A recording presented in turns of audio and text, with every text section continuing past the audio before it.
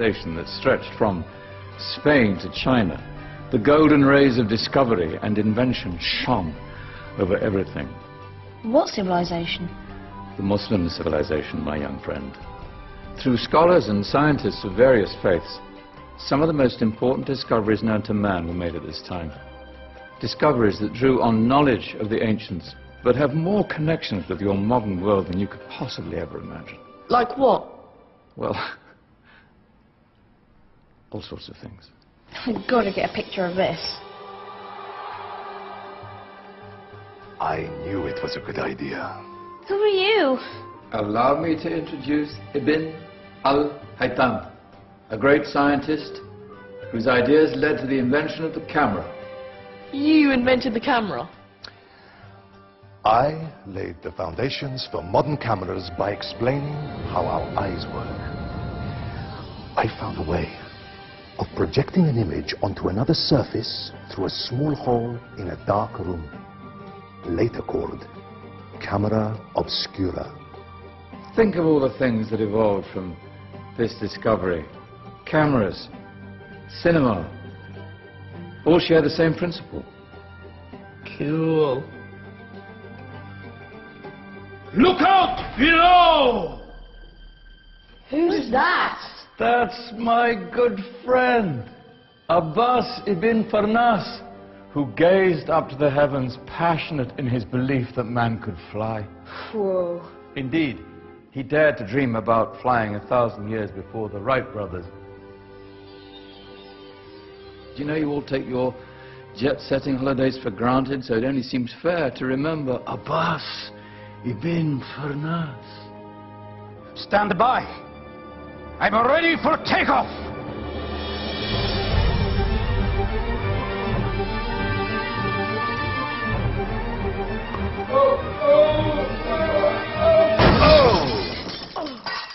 He did forget one thing, though.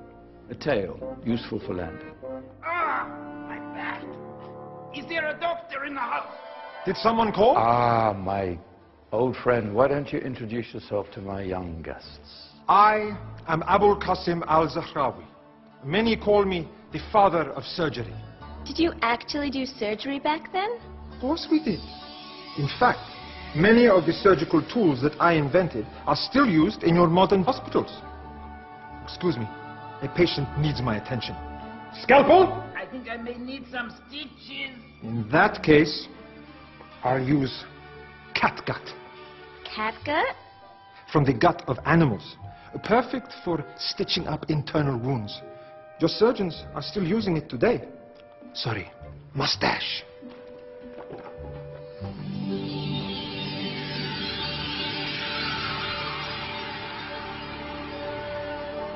Who's she? That's Maryam al-Astrolabi, one of the many brilliant women of her time. She made sophisticated astrolabes. Astro what? Astrolabes. They show the sky and the stars on a small flat plate you can hold in your hand.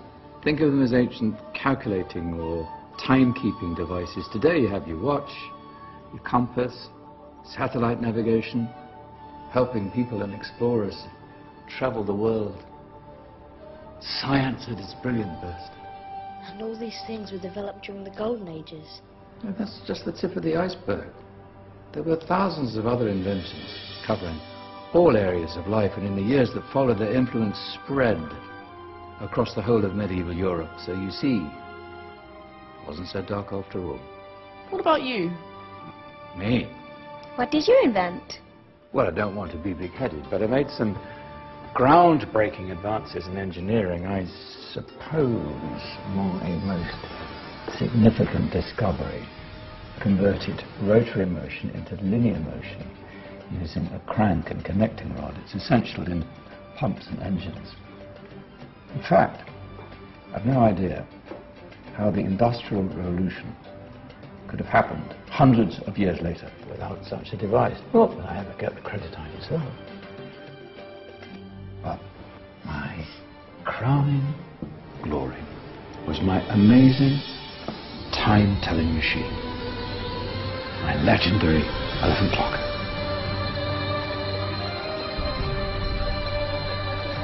It's a clock. Yes.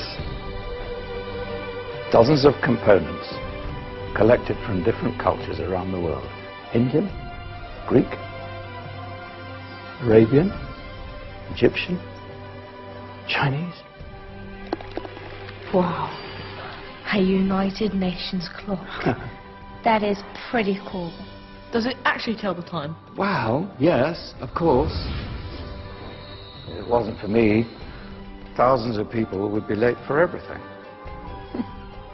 Speaking of time, we better get you back. And remember, spread the word. This is a golden age, and I've only shown you a tiny part of this wondrous time. There are countless other scientists and inventions directly connected to your modern world. You're just going to have to find out for yourselves. No, wait.